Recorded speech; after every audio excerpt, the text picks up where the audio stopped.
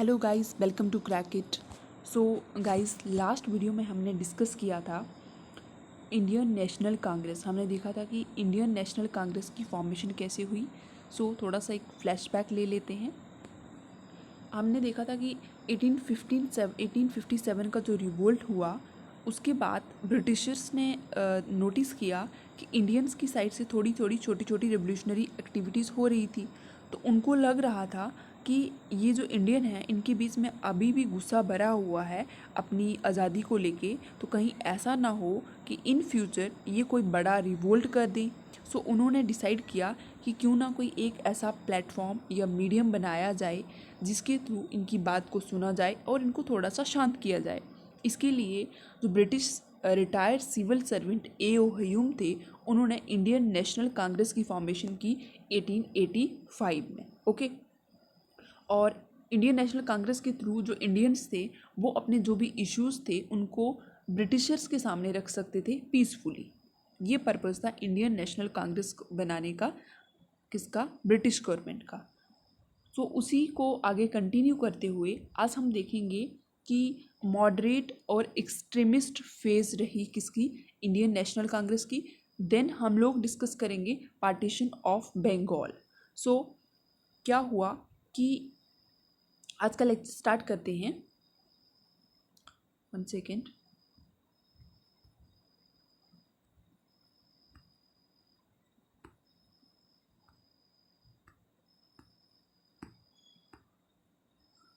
क्या हुआ, Indian national Congress की फॉर्मेशन हो गई 1885 में। उसके बाद इसको 3 फेजेस, जो हमारी इंडियन नेशनल मूवमेंट है उसको 3 फेजेस में रखा हुआ है। First is the phase 1, that is which start from the 1885 to 1905, जिसको मॉडरेट एरा बोला जाता है। Phase second 1905 to 1916, it's extremist era. And phase 3 1916 से लेके गांधीयन एरा तक। अब मॉडरेट एरा क्या है? जब इंडियन नेशनल कांग्रेस की फॉर्मेशन हुई तो उस टाइम उसमें जो लीडर्स थे उनका जो अपनी बात रखने का तरीका था और अपनी बात मनवाने का तरीका था वो बहुत ही पोलाइट था। उस टाइम को जो लीडर थे वो पोलाइट थे, वो मॉडरेट नेचर के थे, जिनको हिंदी में नरम दल भी बोला जाता था। मीन्स पोलाइट थे। पोलाइटली वो पिटिशंस के थ्रू या फिर अपने पैम्फलेट्स जारी करके अपनी जो डिमांड्स थी वो गवर्नमेंट के आगे रखते थे और उम्मीद करते थे कि गवर्नमेंट हमारी बात को मानेगी। लेकिन जो एक्सट्रीमिस्ट थे, जो 1905 से लेकर 1916 तक आए, वो काफ़ी एग्रेसिव लोग थे। वो प्रोटेस्ट में बिलीव करते थे, मारपीट, इन सब चीज़ों में बिलीव करते थे। किसी भी तरीके से अपनी बात को मनवाया जाए ब्रिटिश गवर्नमेंट के थ्रू। उसके बाद 1915 में गांधी जी की एंट्री हो जाती है इंडियन नेशनल मूवमेंट में। और 1916 से लेके 1947 का जो एरा है उसको बोला जाता है गांधीयन एरा। ओके, नाउ हम डिस्कस करेंगे अब moderate era which start from 1885 to 1905। ठीक है। जो इंडियन नेशनल कांग्रेस के फर्स्ट बनने के बाद फर्स्ट 20 ईयर्स रहे कांग्रेस के, उसको बोला जाता है मॉडरेट फेज। इसलिए बोला जाता है क्योंकि वहाँ पे जो लीडर्स थे वो पोलाइटली ब्रिटिश गवर्नमेंट से बात करते थे और उम्मीद रखते थे कि वो उनकी बात सुनेंगे। ओके। अब क्या हुआ, मैंने जैसे आपको बताया, इस पीरियड में कांग्रेस जो थी, कांग्रेस ये बिलीव करती थी, कांग्रेस के जो लीडर थे वो मॉडरेट नेचर के थे। तो वो ये मान के चलते थे कि अगर हम लोग ब्रिटिशर्स को कोई भी बात बोलेंगे तो वो हमारी बात मान लेंगे। और उनका ये कहना था स्टार्टिंग में कि जो ब्रिटिश गवर्नमेंट हमारी कंट्री का एडमिनिस्ट्रेशन चला रही है, या फिर जो ब्रिटिश की गवर्नमेंट है, उसमें हमारे इंडियन पार्टिसिपेंट का नंबर बढ़ाया जाए एडमिनिस्ट्रेशन चलाने के लिए या गवर्नमेंट की फॉर्मेशन के लिए इंडियन को ज़्यादा से ज़्यादा लिया जाए।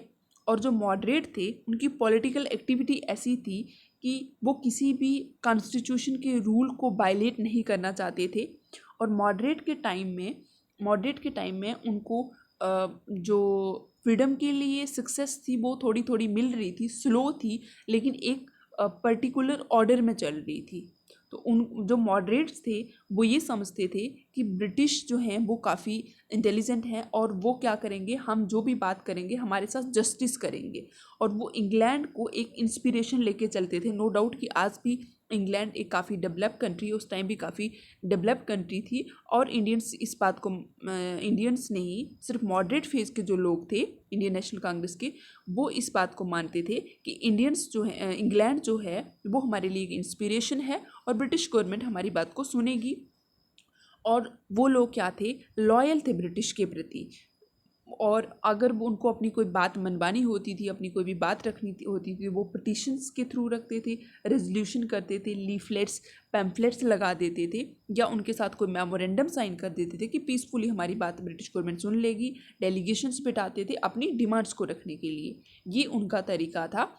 किसका, मॉडरेट फेज़ के जो लीडर्स थे, या जिनको हम लोग मॉडरेट्स बोलते हैं, अपनी बात को मनवाने का या फिर अपने इश्यूज़ को सॉल्व करवाने का ब्रिटिश गवर्नमेंट से, ये उनका एक तरीका था। अब इसमें जो इम्पोर्टेंट लीडर्स थे वो कौन कौन से थे, ये काफ़ी बार एग्ज़ाम में पूछा जाता है कि इनमें से जो फॉलोइंग लीडर्स हैं वो मॉडरेट फेज़ को बिलोंग करते हैं या एक्सट्रीमिस्ट फेज़ को। सो देखते हैं। फर्स्ट ऑफ ऑल आते हैं दादा भाई नौरोजी। दादा भाई नौरोजी को grand old man of India भी कहा जाता है, और इनकी एक बहुत ही फेमस बुक भी है, poverty and un-British rule in India. उसके बाद आर.सी. दत्त इसमें आ जाते हैं, फिरोज शाह मेहता हैं, D.E. बाचा हैं, W.C. बनर्जी, सुरेंद्र नाथ बनर्जी, गोपाल कृष्ण गोखले जो गांधी जी के पॉलिटिकल गुरु रहे हुए हैं, पंडित मदन मोहन मौलविया जी का भी बहुत बड़ा योगदान रहा हुआ है, एंड बदरुद्दीन त्याबजी जो फर्स्ट मुस्लिम प्रेसिडेंट हैं, M.G. Ranade, G. Subramaniam Aires, ये सारे जो हैं कुछ प्रोमिनेंट लीडर्स थे मॉडरेट फेज़ के इंडियन नेशनल कांग्रेस के। ओके, यहाँ तक क्लियर है। नेक्स्ट हम चलते हैं, अब आता है extremist phase and national movement. 1905 से लेके 1911 तक कौन रहा, एक्सट्रीमिस्ट फेज़ रही। 1885 से लेके हमने देखा 1885 से लेके 1905 तक कौन सी फेज़ थी, मॉडरेट फेज़ थी। और 1905 से लेके 1911 तक कौन सी फेज़ है, एक्सट्रीमिस्ट एरा रहा। ओके, अब क्या हुआ, जैसे ही 20th सेंचुरी स्टार्ट हुई तो यहाँ पे रेवोल्यूशनरी थिंकर्स थे, जो एक्सट्रीमिस्ट थे, लोग थे, वो यहाँ पे सामने निकल कर आए और उन्होंने रेवोल्यूशनरी एक्टिविटीज़ अपनी करना शुरू कर दी, और जो पॉलिटिकल वर्क था उसको थोड़ा चेंज किया। मैंने आपको पहले ही बताया कि जो एक्सट्रीमिस्ट थे वो एग्रेसिव नेचर के थे, वो चीज़ों को किसी भी हालत में मनवाने में बिलीव रखते थे, थ्रू प्रोटेस्ट या मारपीट कुछ भी। ठीक है, सो इसमें जो इम्पोर्टेंट लीडर्स रहे, बड़ी बार क्वेश्चन आता है पेपर में कि जो लाल हैं, लाल बाल पाल, ये मॉडरेट थे या एक्सट्रीमिस्ट थे, ये तीनों थे एक्सट्रीमिस्ट। ओके, लाल कौन थे, लाला लाजपत राय जो कहाँ को बिलोंग करते थे, पंजाब से बिलोंग करते थे। एंड बिपिन चंद्र पाल, बाल थे बाल गंगाधर तिलक, और ये थे महाराष्ट्र से, इनके जो मूवमेंट्स होते थे वो महाराष्ट्र में रहते थे। और पाल थे बिपिन चंद्र पाल, ये बिलोंग करते थे बंगाल को, और जो रिवोल्यूशनरी एक्टिविटीज़ इन्होंने चलाई हुई हैं वो कहाँ पे चलाई हुई हैं, बंगाल में। ओके, ये तीन मेन इंपॉर्टेंट लीडर रहे हुए हैं एक्सट्रीमिस्ट फेज़ के, लाल बाल पाल, इनको याद रखने का ये एक तरीका है। ठीक है, कुछ और भी लीडर्स थे जिसमें राज नारायण बोस जी रहे, अश्विनी कुमार दत्त थे, अरविंदो घोष का बहुत बड़ा योगदान रहा है। एंड बिपिन चंद्र पाल के बारे में मैंने आपको बताया, ये बंगाल के थे। विष्णु शास्त्री चिपलंकर एंड बाल गंगाधर तिलक ये महाराष्ट्र के थे। लाला लाजपत राय पंजाब के थे। तिलक ने इसी टाइम पे, इसी एक्सट्रीमिस्ट फेज़ में 1905 से लेकर 1911 तक का जो उनका मूवमेंट चल रहा था, उसमें एक फेमस स्लोगन दिया था, Swaraj is my worth right and I shall have it. Okay, कई बार पेपर में पूछा जाता है कि जो स्लोगन है Swaraj is my worth right and I shall have it, ये किसने दिया हुआ है? सो ये दिया हुआ है तिलक ने। साथ ही साथ जो बाल गंगाधर तिलक जी थे उनका एक बहुत ही फेमस पेपर था जिसका नाम था केसरी। ठीक है, इसने भी एक बहुत ही इम्पॉर्टेंट रोल प्ले किया उस पेपर ने, किसमें, इंडियन नेशनल मूवमेंट में। ठीक है, ये रही कौन सी फेज़ थी, ये एक्सट्रीमिस्ट फेज़ थी। अब 1885 से लेके 1905 1885 से लेके 1905 तक जो मॉडरेट फेज़ रही, उसके बाद जो 1905 के बाद एक न्यू फेज़ शुरू हुई the history of national movement में। ये इतना ज़्यादा एक्सट्रीमिस्ट के अंदर इतना ज़्यादा गुस्सा क्यों भरा, ये हम देखेंगे। एक्चुअली हुआ क्या, इस बीच में हो गई पार्टीशन ऑफ बंगाल। 1905 में क्या हुआ, पार्टीशन ऑफ बंगाल हो गई। क्या हुआ कि 1889 में ब्रिटिशर्स ने जो लॉर्ड कर्जन था उसको बना दिया वाइसराय ऑफ इंडिया। ठीक है, वाइसराय किसको बना दिया, किसको, लॉर्ड कर्जन को।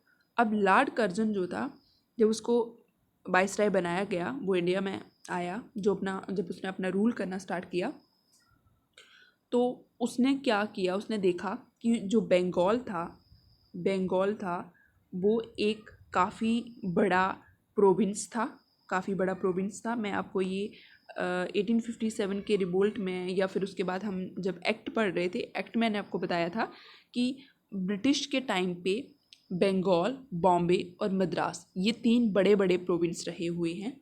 लॉर्ड कर्जन ने देखा कि बंगाल एक बहुत बड़ा प्रोविंस है और वहाँ पे जो नेशनलिज्म है बहुत तेज़ी से राइज़ कर रहा है, लोगों के अंदर नेशनलिज्म बहुत तेज़ी से राइज़ कर रहा है। जितने भी बड़े बड़े लीडर सामने आ रहे हैं वो सारे बंगाल से आ रहे हैं।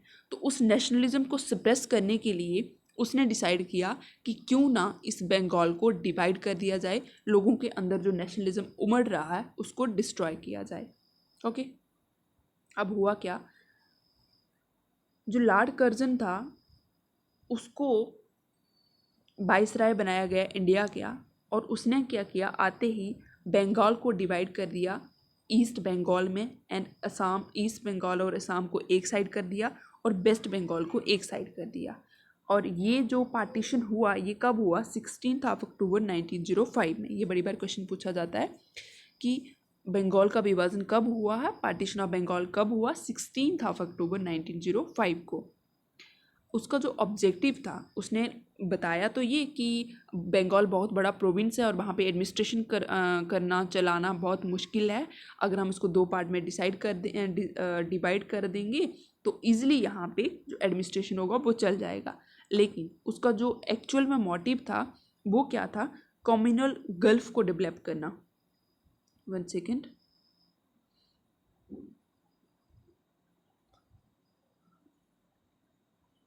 सॉरी,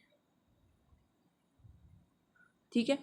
उसका जो मोटिव था वो क्या था, कम्युनल गल्फ क्रिएट करना, किसके बीच में, हिंदू और मुस्लिम के बीच में।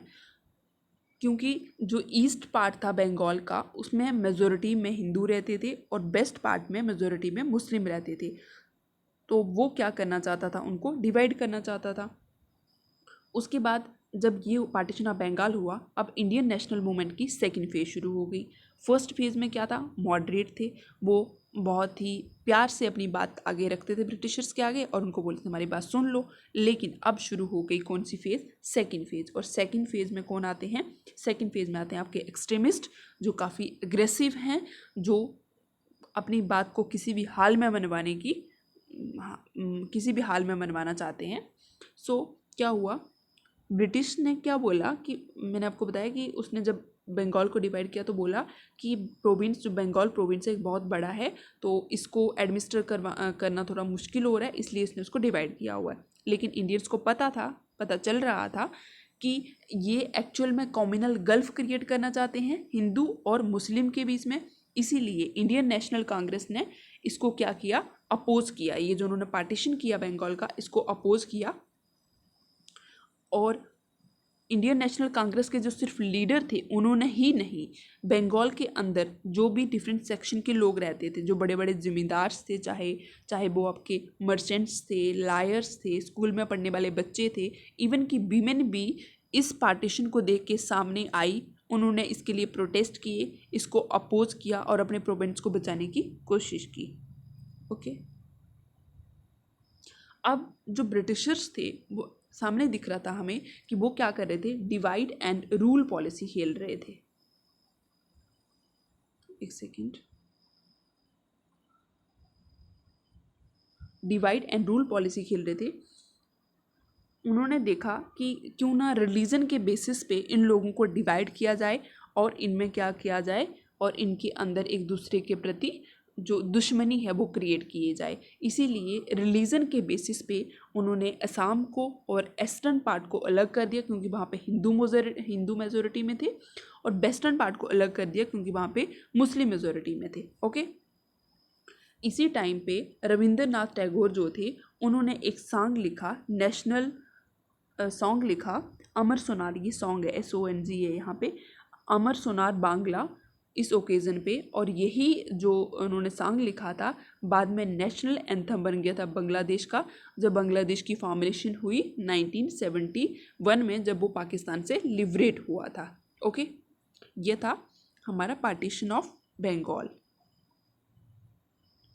अब क्या था कि इंडियंस ने इसको एक्सेप्ट नहीं कर रहे थे। ब्रिटिश जो लॉर्ड कर्जन था वो उसको डिवाइड कर रहा था, लेकिन इंडियन इसको एक्सेप्ट नहीं कर रहे थे। तो इसके अगेंस्ट उन्होंने एंटी पार्टीशन मूवमेंट स्टार्ट की।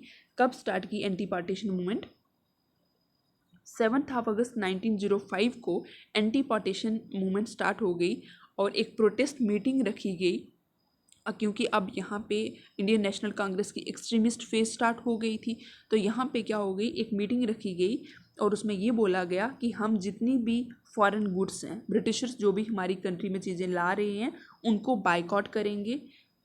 ठीक है। This movement against the partition of Bengal, ये किसके लिए रखी गई थी कि जो उन्होंने बंगाल का पार्टीशन किया हुआ है, और इसी को स्वदेशी एंड बाइकआउट मूवमेंट का नाम दिया गया। सो पार्टीशन ऑफ मूवमेंट के अगेंस्ट इंडियंस ने कौन सी मूवमेंट स्टार्ट की? स्वदेशी एंड बाइकआउट मूवमेंट। ओके। फिर क्या हुआ, अब इंडियन नेशनल कांग्रेस ने स्वदेशी काल दी फर्स्ट टाइम, कहाँ पे? बनारस सेशन में। कब दी? 1905 में। और इस सेशन को प्रिजाइड किसने किया? GK गोखले ने प्रिजाइड किया। और लोगों से बोला गया कि आप फॉरेन गुड्स को, जैसे कि क्लॉथ हो गए या कोई भी उनकी बनी हुई चीज़ जो इंडिया में आ रही है, उसको बाइकआउट करें। लेकिन ब्रिटिशर्स ने इंडियंस की एक नहीं सुनी और 16 अक्टूबर 1905 को फाइनली लॉर्ड कर्जन ने बंगाल की पार्टीशन कर दी। ठीक है। लेकिन इंडियन भी इसको मानने वाले नहीं थे। लोगों ने मास मूवमेंट स्टार्ट कर दी, वो अपनी गलियों में आ गए, बहुत बड़े बड़े प्रोटेस्ट करना शुरू कर दिए। वंदे मातरम जो था वो थीम सॉन्ग बन गया इस मूवमेंट का, और बहुत सारी चीज़ों को, फॉरेन गुड्स को जलाया गया बहुत सारी जगहों पे, और अपनी यूनिटी को शो करने के लिए बहुत सारे लोगों ने एक दूसरे के हाथों में राखियां तक भी बांधी। सो ये था एंटी पार्टीशन मूवमेंट। इसके आगे हम देखेंगे कि ये जो स्वदेशी मूवमेंट थी इसमें क्या क्या हुआ। एंटी पार्टीशन मूवमेंट के अगेंस्ट जो इंडियन नेशनल कांग्रेस ने मूवमेंट स्टार्ट की उसका नाम था स्वदेशी एंड बाइकआउट मूवमेंट। फिर होता है सूरत स्प्लिट, और फाइनली 1911 में जाके क्या हो जाता है, annulment of the anti partition movement, इसको ख़त्म कर दिया जाता है, पार्टीशन ऑफ बंगाल को। सो ये जो इसके आगे का लेक्चर है वो हम लोग कल डिस्कस करेंगे। आज हम यहीं तक रखेंगे। ओके, सो मिलते हैं नेक्स्ट लेक्चर में। Till then bye bye. और सब कोई भी जो भी लोग इस चैनल पे न्यू हैं वो वीडियो को लाइक, शेयर एंड सब्सक्राइब ज़रूर करें। ओके।